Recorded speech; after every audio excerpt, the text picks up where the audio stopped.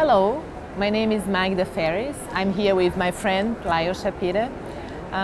We are here to discuss a little bit about the new classification of periodontal diseases. We both took part on the 2017 workshop that happened in Chicago, where the new classification was discussed, and we came up with new categories of disease. So you want to start talking about periodontal health? Or? Periodontal health was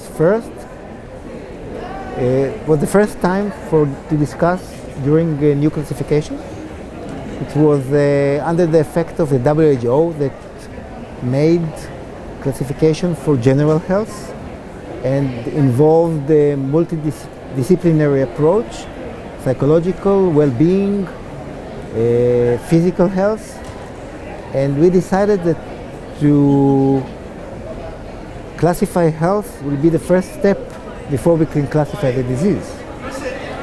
It was very important that we allow some level of inflammation during health definition, and we think that pristine health, like no inflammation at all, even in the histological level, it's only for textbooks. It's not very difficult to see in the clinic. Yeah, you never see it in the clinic. So we said, if you have in general healthy mouth with no inflammation, and you have only few sites of inflammation, under 10% of your sites, you can be considered as healthy without any disease, and the treatment, and it will be only prevention for the future. You don't need any treatment now.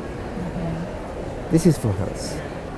It is sometimes people question, can we use this parameter of health on our periodontitis patients, like health post-treatment?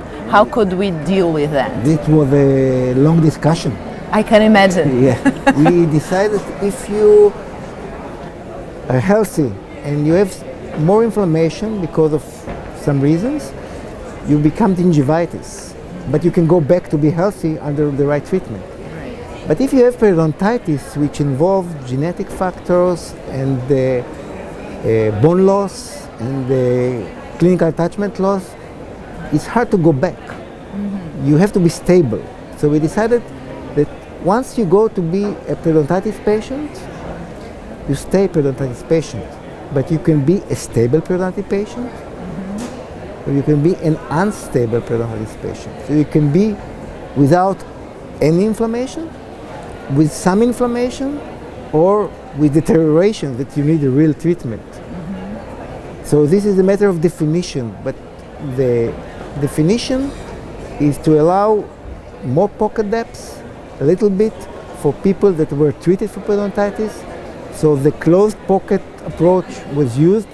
So not pockets up to 3 millimeters, but pockets up to 4 millimeters, but without any bleeding in the 4 millimeter pockets. So it means that you can be, if you have no bleeding in your 4 millimeter pockets, you can be considered like healthy or controlled. Control.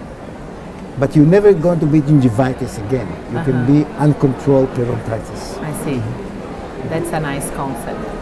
And you can imagine the degree of discussion we had in our group. Periodontitis, and it's still going on. It's still going on. And of course, we were depending on what you decided what was going to be health, because once ends health, it starts disease. So we had to identify even low levels of disease. So regarding periodontitis, I guess that the internationally used previous classification had two main categories: chronic periodontitis and aggressive periodontitis. At the first sight, those were like easy because only two categories they were easy to use in the clinical practice. But after a while of research and clinicians using this classification, we realized that there were some shortcomings. Like there was some overlap between the two categories, and at the end, all the research done comparing chronic and aggressive periodontitis failed to show specific pathobiologies between these two diseases. So now everything is under the umbrella of periodontitis. Yeah. With different stages, different grades. And grades. That was the main change. So at the end, we've decided to group the two categories of disease under one single condition, that is periodontitis. And I'm a big fan of the new classification. I know there are controversies. Some people like it, some people don't like it, but I am a big fan of the new classification because I think the system is simple to use and it's similar to what is used in oncology for staging and grade, and give you a guideline to treat the patient that we were not getting from the old classification. I'm very much into research and periodontal treatment, and we could feel the difficulty to separate patients. We ended up before using only the age. So if it was a young patient, we would say aggressive. For an old patient, an older patient, chronic. But now we can use certain parameters to assess severity, so past history of disease, complexity, how complex is the case to treat, and the risk for future progression by applying the grading system. So I think it's great, and I think once people really understand and start using it, it's going to be a very good guide for